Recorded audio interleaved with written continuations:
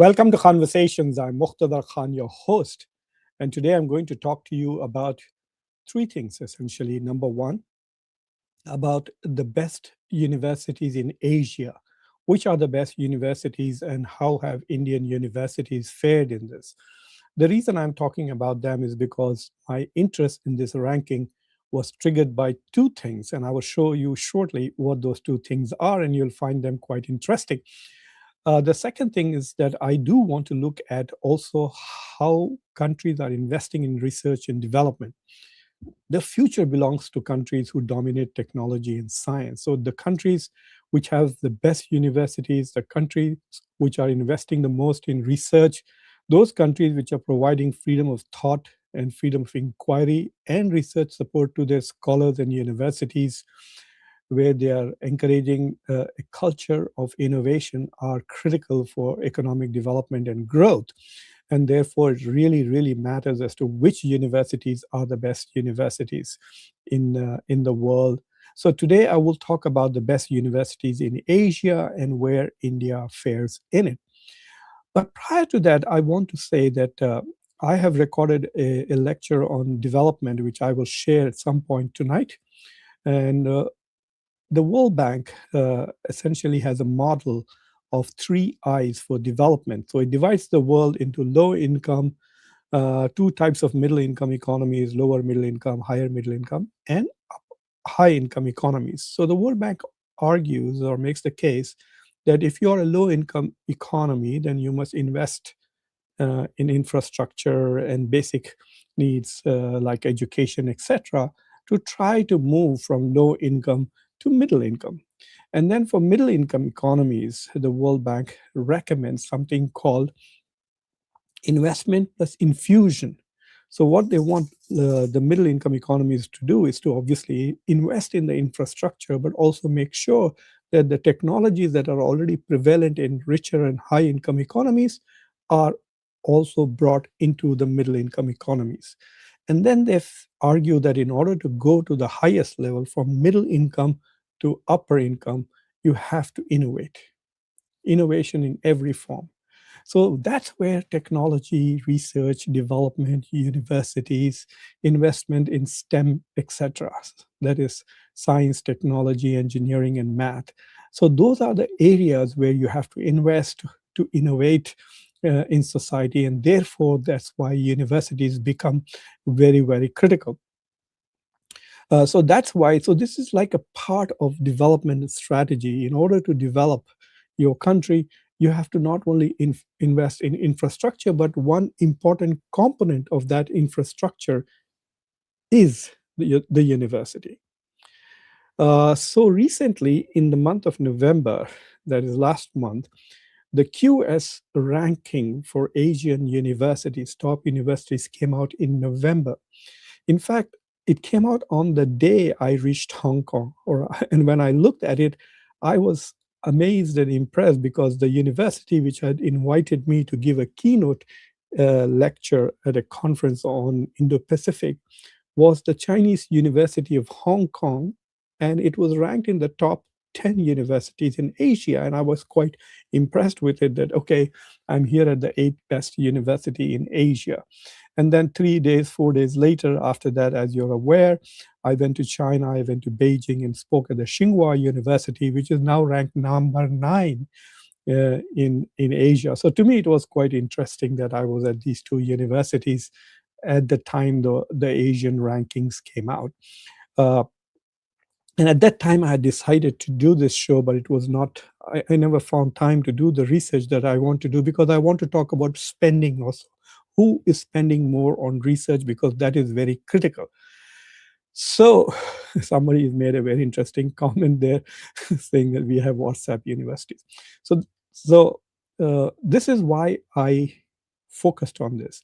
So I started seeing posters like this. Okay, watch this. So the first headline is from Times of India, TOI. India emerges as Asia's new research powerhouse. And saying, and you can see the difference from 2018 to 2094, 294 universities from India are listed in the top 1,500 Asian universities. And then, of course, you can see this particular headline. It says, record number of Indian universities enter Asia University rankings. The Modi government is driving a new era of transformation in higher education. So this is all going into the Modi government's narrative about becoming Vishwaguru. And then there are these feature universities in QS rankings for Asia. India beats China in QS university rankings for Asia. These are the top universities in Asia, the best one. This is the Economist, Economic Times of India. So these are very important publications in India, which were pushing the narrative that Indian universities were in the top. So obviously, I was very curious. Being a professor, I've spent my entire life in universities. I've studied till I was 30, and then I've been teaching since then. So there are a very short period of my life, maybe 3 years, that I was in the corporate sector and not in a university. So I decided that, well, let's go and take a look. And this is what I found out, that these are the top 10 Indian universities which feature in the Asian. And if you look at it, the highest ranked Indian Institute of Sciences, IIT Delhi, which is India's number one university, is actually ranked 59th in Asia. IIT Delhi is 59th. And then you have IIM, Indian Institute of Sciences, which is in Bangalore. And these are their rankings as they go. IIT Madras is 70th, IIT Mumbai, and so on. And so there are only 6 universities that India has, 4 IITs, 1 IIM, IIS, and 1 Chandigarh University, which are ranked, well, Chandigarh is not in the 100. So basically, Delhi University, which are ranked in the top 100 universities in Asia. So, I mean, look at the narrative in India is about how India is topping, but that's really not the fact. And let me actually show you which are the top 10 universities in Asia. These are the universities. The University of Hong Kong, followed by Peking University. I went to its neighbor, the Tsinghua University. In Beijing, you have Peking and Tsinghua. They said these are the Chinese Harvard and MIT. And then you have Nanyang Technology, NTU, which is from Singapore. The number 4 is National University of Singapore, which I have visited. And I have given a lecture there once, that was many years ago in Singapore. Then you have Fudan University, that is the Chinese. Then Hong Kong University of Science and Technology. 7th is City University of Hong Kong. And 8th is the Chinese University of Hong Kong. This is where I was invited. And Tsinghua is the one, another Chinese university, which is like Tech. This is the university that it is in Beijing, and Xi Jinping graduated from that university. And then you have Hong Kong Polytechnic University in the 10th. So this was quite a impressive thing if you notice that you have only China and Singapore in the top 10. So Hong Kong, this little island of about 5 million people, it's unbelievable. Its GDP is like 500, 600 billion dollars, half a trillion, that's it. And it has what? Number 1 is from Hong Kong, number 6, number 7, number 8, and number 10. 4 universities from Hong Kong are in the top 10. This was incredibly impressive at all for that place. But let me actually take you to the website ranking, and you can see for yourself. There are a couple of things I want to show. And after that, I will talk about investments. So if you are looking at this, this is the website of the QS rankings. So these are the QS World University Rankings of Asia for 2026. And if you look at the number 1, as I said, Hong Kong University. So number 1, number 2, let's look at what is number 11 is Seoul. So now South Korea comes in at the 11th spot. South Korea takes the 12th spot, then back to China, 13. 14 is China. And then at the 15th rank comes Malaysia. Now, this came as a huge surprise to me, that Malaysia has become a Vishwaguru, or Asian guru at least. So India's IITs, etc., are not figuring in the top 15, but University of Malaya, which is actually quite a good university. I have been there in Kuala Lumpur, and even though I did not get a chance to speak there, give a lecture, I gave a lecture at IIU Malaysia in Kuala Lumpur, but I did get a chance to interact with the faculty from University of Malaya. And this is in the 15th, and then you have South Korea again, South Korea again, South Korea again, and then you have China, 19, 20 South Korea. So what's interesting is in the top 20, you have two from Singapore, you have several from South Korea, and then mostly Hong Kong and China, and one from Malaysia. Who is missing? India and Japan. In the top 20, there is no Japanese university. That came as a big surprise. 21, again China. 22, again Malaysia. 23, now Taiwan comes in at 23. And then you have Malaysia and Malaysia. So now in the top 25 universities, you have these countries, China and Hong Kong. Hong Kong is just China. So you have China, you have Hong Kong, you have Singapore, you have now Taiwan, you have South Korea and Malaysia. And Malaysia has surprisingly 3 universities in the top 25. And then at 26 comes the first Japanese university. And to me, that is amazing that, and it's very important because when I talk about investments in research, you will find that Japan is the third biggest investor in education, research, and development. And yet its universities do not rank in the top 25. So when you go to the next year, then you will see that so continue, you'll see more Malaysian universities still showing up than Japanese. So it's Japanese, Taiwan. I'm very impressed with number 38. I consider myself as a student of Al-Farabi, the first and major Islamic political philosopher. And so the Kazakhstan University ranks 38. It is probably the number 1 university in Central Asia. And then you keep going, and and in the top 50, there is still no Indian university. Gajah Mada, oh, I have spoken at this university too. I gave a lecture there. In fact, my daughter, who was in 9th grade, she also gave a lecture at Gajah Mada University. That was in 2016. Here comes IIT Delhi, 59th ranked. And then you have after that IIM, etc.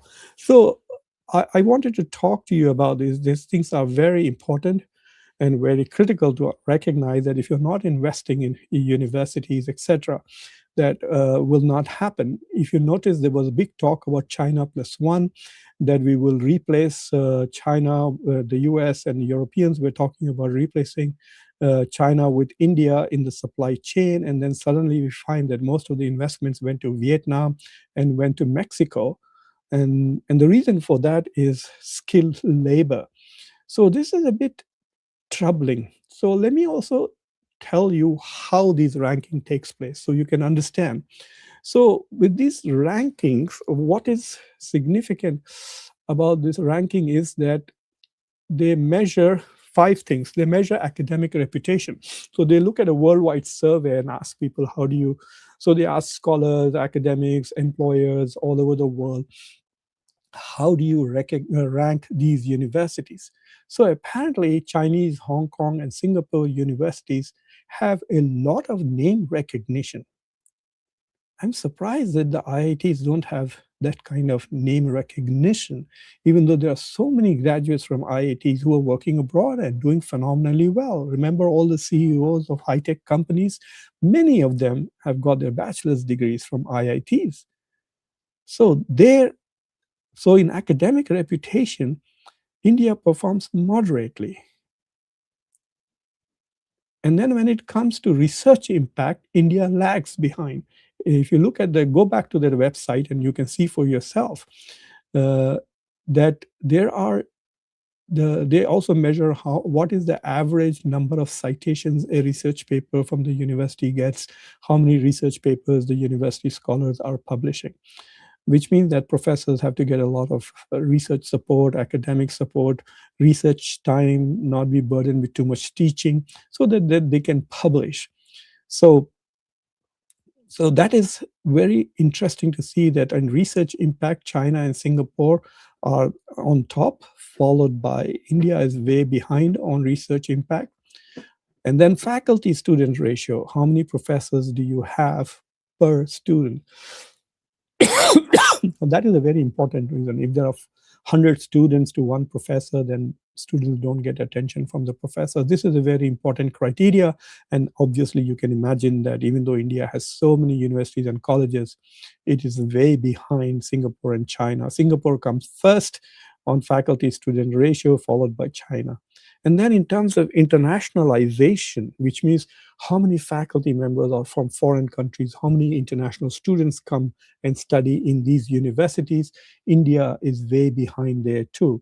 There's only one criteria out of the five in which India does reasonably well, in fact, better than most countries, which is on employer reputation. So those students who are graduating from Indian universities, the top universities, like the IITs and IIMs, when they are hired by employers, those employers have a very high opinion of Indian graduate students. So basically, there's a advertising problem that Indian universities are not getting the attention that they have to get.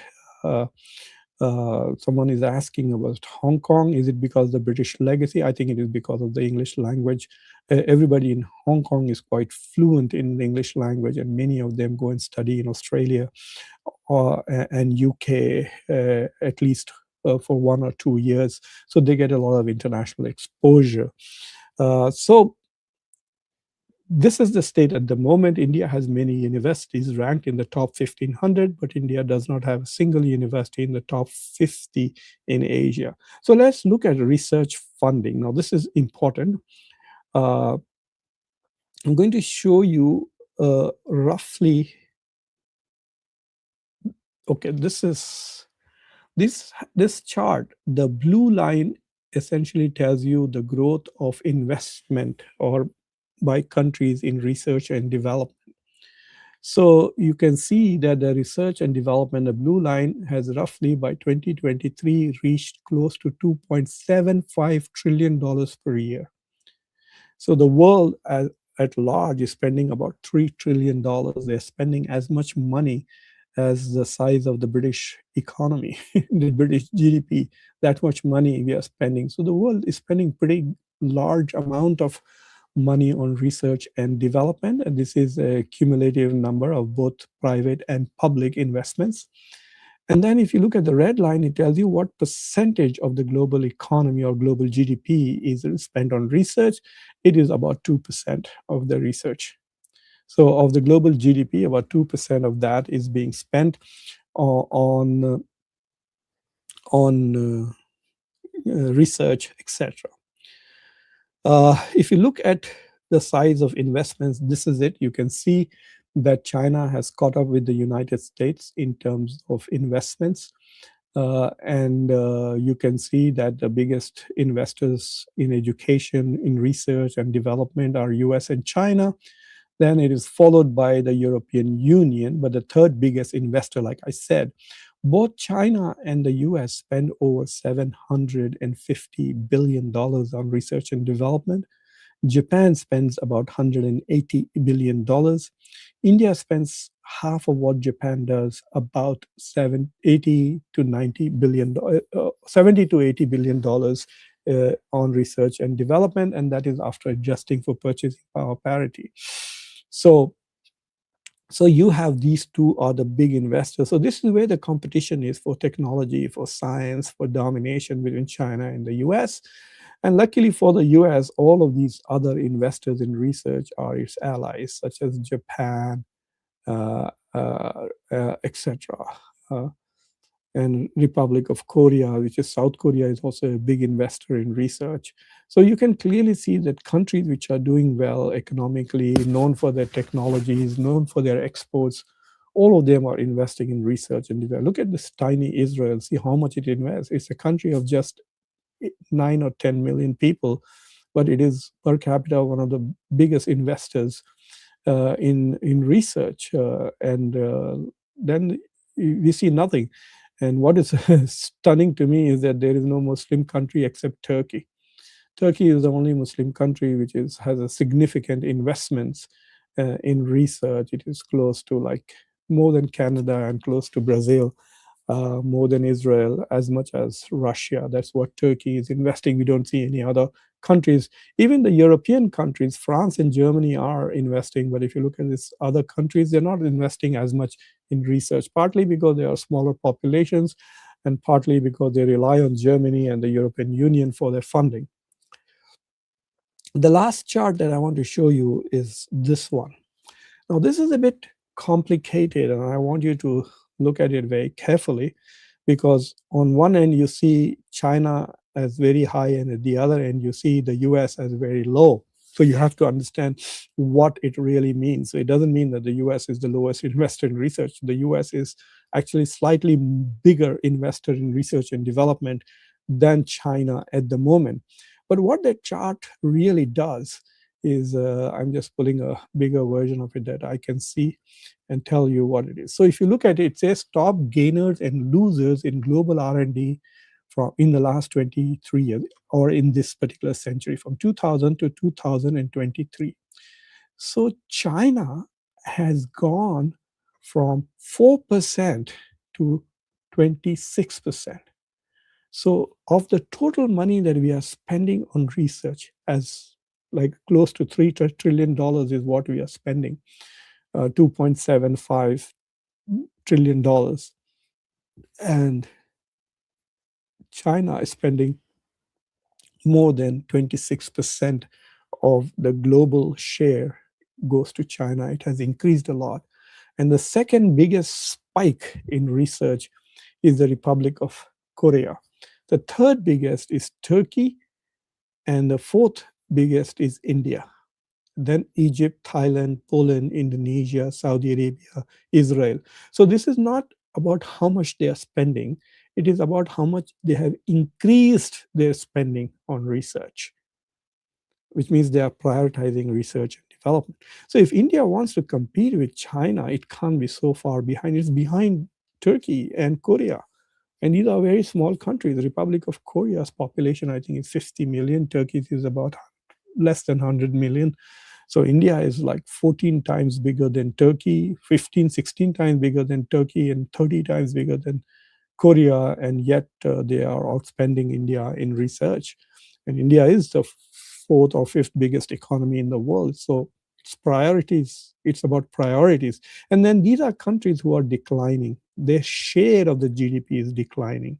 So even though US is the number one and Japan is the number third largest, and Germany is the fourth largest investor, and France is the fifth largest investor in research and development, their share has declined. So which means that if you were there looking at this in 1990s, then you would see that these five countries had a much bigger share of the global GDP.